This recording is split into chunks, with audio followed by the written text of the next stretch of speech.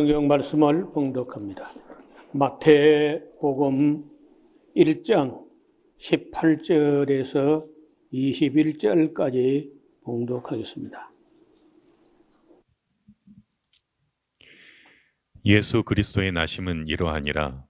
그 모친 마리아가 요셉과 정혼하고 동거하기 전에 성령으로 잉태된 것이 나타났더니 그 남편 요셉은 의로운 사람이라 저를 드러내지 아니하고 가만히 끊고자 하여 이 일을 생각할 때에 주의 사자가 현몽하여 가로되 다윗의 자손 요셉아 내 아내 마리아 데려오기를 무서워 말라.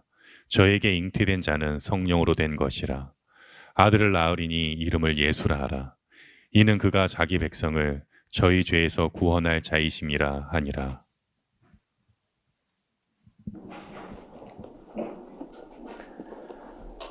네.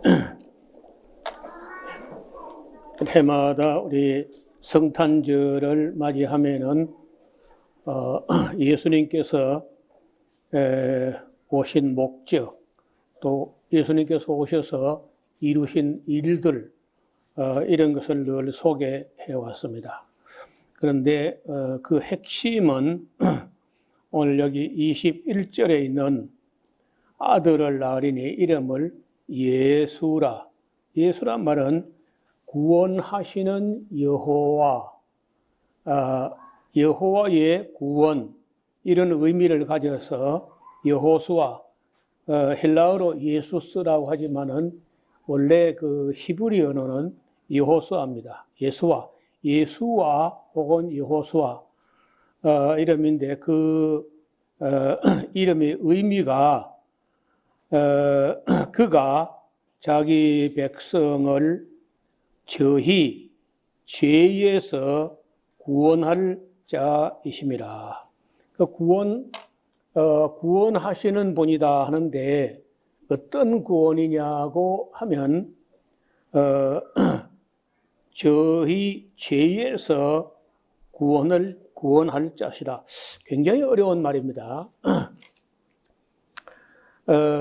구원한다는 말이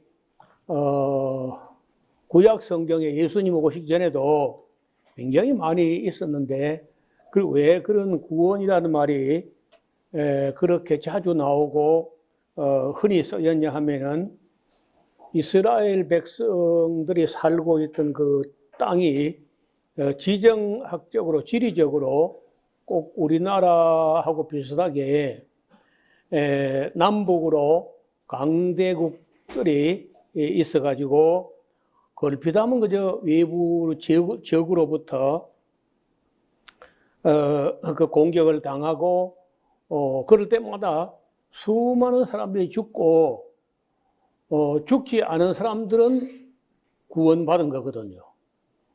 죽은 사람들은 구원받지 못한 것이고 죽지 않은 사람들은 이제 구원받은 것인데 그러니까 구원이 그렇게 절박한 겁니다. 우리나라 사람들은 그걸 뭐 구원 그렇게 하지 않고 그저 그러세요. 우리나라 사람들이 뭐 많이 그 해자되었던 말은 독립. 독립이라는 말이 우리에게는 참 절실했는데 그것은 그 옛날에는 당나라, 명나라, 청나라 이런 중국으로부터 맨 그저 억압을 당하고 약탈을 당하고 조공을 바치고 그랬기 때문에 여러분 서울에 가면은 독립문이라는 문이 있어요. 우리가 보통 뭐 독립문 하면은 우리가 제일 가까운 게 이제 일본으로부터 35년간 압제를 당했기 때문에 일본으로부터 독립을 하고자 했던 어떤 몸부림인가 하고 생각하기 쉬운데 사실 아닙니다. 그 독립문은 일본으로부터 독립하기 위해서 세운 게 아니고 청나라로부터 독립한다는 거예요. 그래서 그 원래 그 독립문에 거기 문이 있었는데 다른 문이 있을 때 그때 이름은 영은문이라고 은혜로 한반 또 조선을 찾아온 그 청나라 대신들을 그 영접하는 문이다. 은혜로 찾아오는 그 청나라 대신을 영접하는 문이다. 영은 문이었어요. 그런데 이제 이게 의식이 깨면서 좀 연구를 더 해봐야 되는데, 이게 우리 국민 스스로의 마음에서 우러나가지고 청나라로부터 독립하겠다는 의지가 나온 것인지, 아니면 개화파 혹은 친일파 이런 사람들이 우리 국민들을 부추겨가지고 청나라하고 관계를 끊으라 하는 입장에서 그런 바람을 불어넣어가지고 청나라로부터 독립한다, 그런 의식이 생겼는지 좀 그 연구를 더 해봐야 돼요. 뭐 그 청나라로부터 독립하는 건 좋아요. 나도 뭐 100번 찬성입니다. 그런데 문제는 거기 그 청나라로부터 독립을 뭐 하는 동 마는 동 하는데 일본이 청나라를 이겨버림으로 해가지고 다시 일본에 예속돼가지고 일본에 뭐 그거는 청나라는 우리나라를 그래도 인정을 하기는 하고 조공을 바치는 정도 이렇게 했는데, 일본 사람들은 아예 그저 합병이나 병탄을 해가지고 그 청나라하고는 비교가 될 정도로 악한 일을 했죠. 그러니까 제가 볼 때는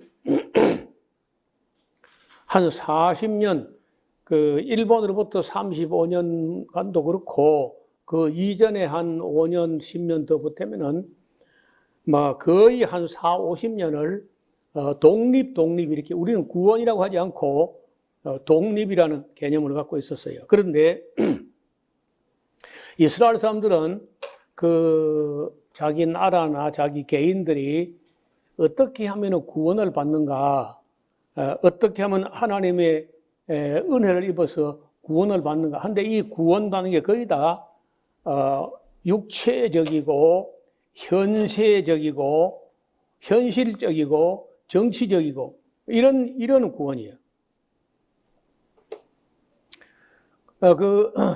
예수님 탄생할 때 뭐 잘 아시는 대로 헤롯이라고 하는 그 에돔 사람이 어떻게 로마하고 로비를 해가지고 왕권을 가지고 있었고, 실권은 로마가 가지고 있었고, 문화는 헬라 문화가 온 전국을 다 물들여가고 있을 그럴 때입니다. 그럴 때 이제 그런 데로부터 다시 말하면 이스라엘 백성들이 기대하고 원하는 거는 로마로부터 구원받는 거, 헤롯 왕권으로부터 구원받는 거, 이런 걸 이제 기대하고 바라고 있었는데, 오늘 천사가 와서 마리아에게 성령으로 잉태된 예수님이 가져올 구원은 그런 정치적, 현실적, 육체적 이런 구원이 아니고 그 죄에서 구원해 주시는 분이다. 그래, 참 이거 굉장히 뭐 지금도 이걸 이해하기가 쉽지 않은데 그때로서는 굉장히 어려웠을 걸로 봅니다. 그리고 이제 이걸 나중에 사도들이 이 말을 이해했다는 건요, 대단한 신학적인 문제예요. 그 죄에서 구원받는다. 따지고 보면은 로마가 지배한 것이나 헤롯이 지배한 것이나 그 옛날에 애굽이나 블레셋이나 해쪽 속 여부스, 아모리, 바벨론, 아수르, 페르시아, 헬라, 로마, 모든 나라들이 이스라엘 백성을 지배하고 수탈하고 하는 이 불행의 그 근본 뿌리가 뭐냐? 죄라는 거예요. 또 죄의 요소, 죄의 원소는 뭐겠어요? 무엇이 죄를 만드는 거예요? 죄. 입장 곤란합니까? 죄의 뿌리가 뭐예요? 죄의 요소가 뭘까요?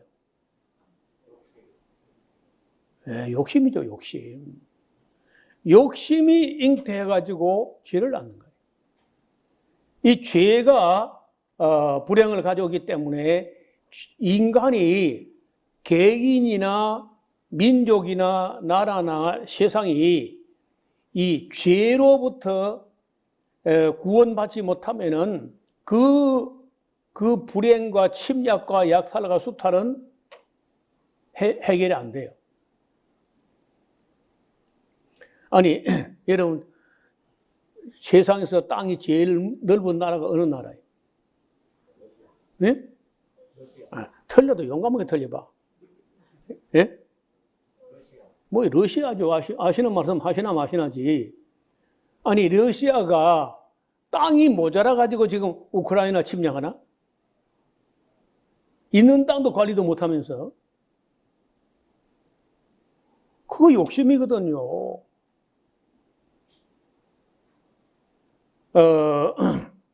그럼 그 욕심이 러시아만 있느냐? 중국도 욕심이 있거든. 중국도. 미국도 욕심이 있거든요. 뭐 욕심 없는 나라가 어디 있어요? 그러면 오늘 지금 우리가 살고 있는 이 세상도 역시 사람들이 죄로부터 구원을 받지 못한 거야. 죄의 요소는 욕심인데 욕심으로부터 죄로부터 구원을 받지 못한 거예요. 왜? 예수님을 영접하지 않았으니까. 예수님으로부터 주어지는 죄에서 구원받는 일이 안 이루어졌기 때문에 이런 불행과 비극이 계속 반복되고 지속되고 가중되고 끊이지 않는다는 거예요.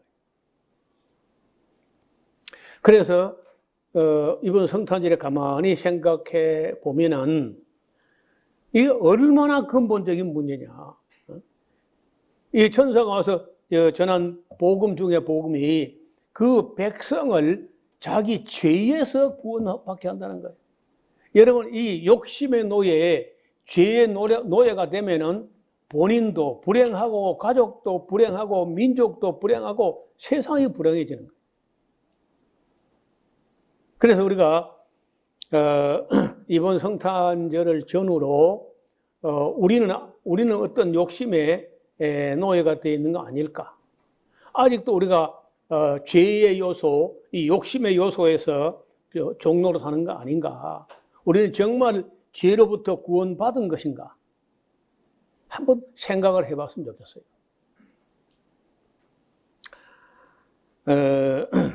욕심 없는 사람, 뭐 욕심 없는 사람이 뭐 잘 없지요. 그런데 그래도 아무리 봐도 그 기본적인 뭐 본성과 본능에 속하는 잠을 자고 싶은 수면욕, 그리고 이제 밥을 먹고 물 마시는 그런 섭취에 대한 욕구, 그런 그 외에 쓸데없이 과도하게 욕심을 부리게 되면은 불행해지는 거예요. 지난 목요일 저녁에 제가 우크라이나 대통령 호세 무이카라는 그 참 대단한 대통령 이야기를 한 40분간 이야기를 한 적이 있습니다. 이분은 대통령인데 관용차가 없어요. 방탄차 없는 거야. 그 비서도 필요 없고 운전기사도 필요 없고 경호원도 필요 없고, 그리고 대통령 관저도 사용 안 해. 있긴 있는데 노숙자, 무주택자를 위해서 양보하고 자기는 그 몬테비데오라는 그 수도에서 12km 넘어 떨어진 자기 농장, 그 농장 자기 농장이 아니야. 자기가 부인 명의로 되어 있는 작은 농장 건물에서 출퇴근해요. 그리고 자기가 봉급을 매월 한 1,300만 원 받는데 10분지 1만 자기가 쓰고 10분지 9는 다 기부를 해가지고 집 없는 사람들을 위해서 집 짓기 운동을 벌여요. 집 지어주기 운동을.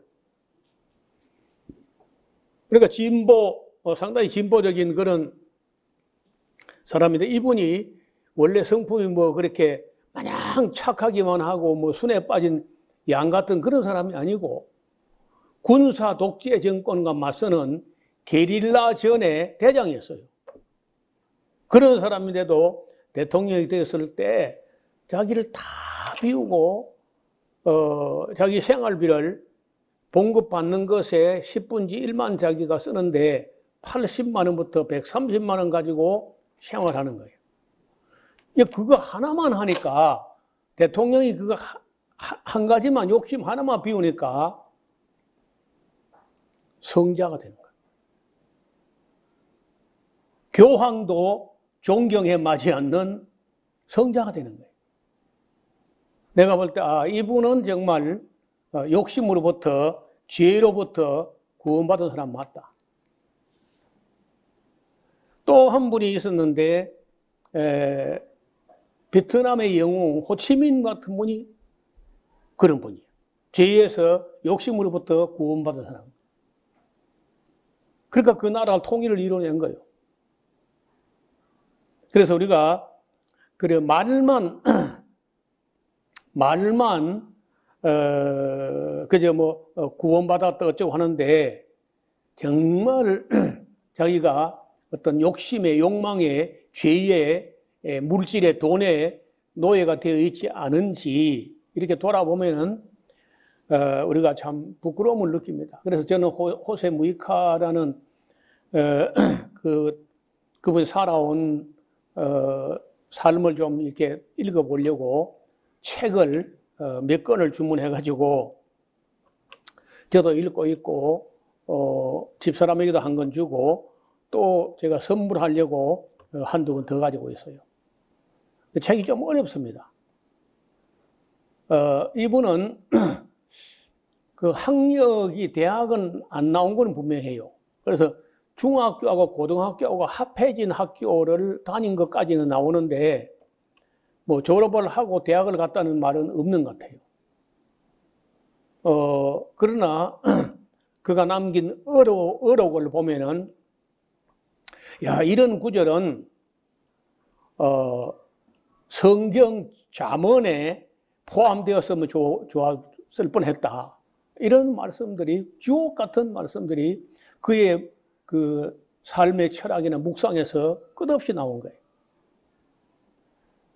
그래서 KBS가 이 책을 소개해가지고 저도 그 책을 읽어보게 됐는데, 죄에서 구원하시는 분으로 예수님이 오셨다는 거예요. 그리고 예수님을 딱 만났다면은, 그리고 정말 거듭났다면은 욕심의 노예, 죄성의 노예, 돈의 노예, 명예욕의 노예, 이런 모든 우리를 자유롭지 못하게 하는 것으로부터 참 자유하게 이렇게 돼야 정말 구원받은 거예요.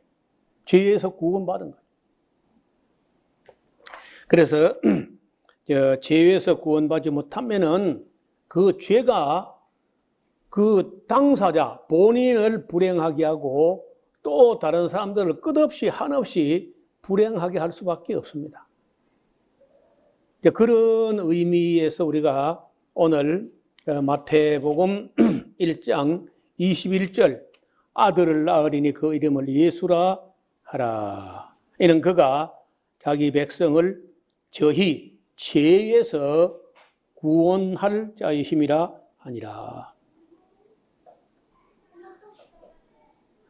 이 말씀을 우리 성탄절에 마음에 새기고, 우리 일생 동안에 욕심의 종노릇 하지 말고, 죄의 노예가 되지 말고, 또 돈의 노예가 되지 말고, 물질의 노예, 세상의 노예가 되지 않고 참 구원을 누리면서 자유할 수 있기를 주님 이름으로 축원합니다. 하나님 아버지, 오늘 우리를 구원하시기 위해서 오신 예수님께서는 우리를 구원하시되 우리 죄에서 구원하시려고 오셨다는 천사의 주의 사자의 말씀을 들었습니다. 그래서 우리가 구세주 되는 예수님을 우리가 구주로 믿고 영접했다면 이 모든 것으로부터 우리 주 예수님께만 매이고 진리에만 매이고 그 모든 것으로부터 벗어나서 자유한 하나님의 사람들이 되게 하여 주옵소서. 예수님 이름으로 기도드리옵나이다. 아멘.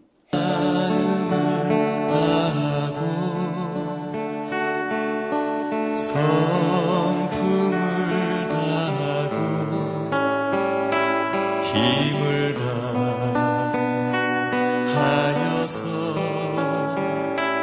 여호와를 사랑하라. 내게 준 계명을 마음에 새기고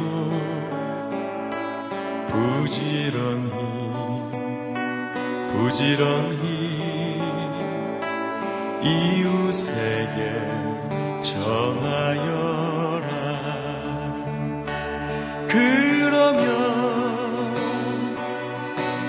내가 짓지 않은 그 집을 주리라.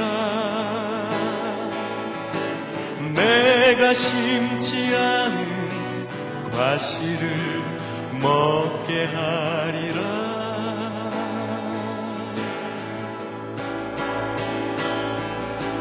그러나 한 가지 잊지는 말아라. 죄인된 우리를 구원하신 여호와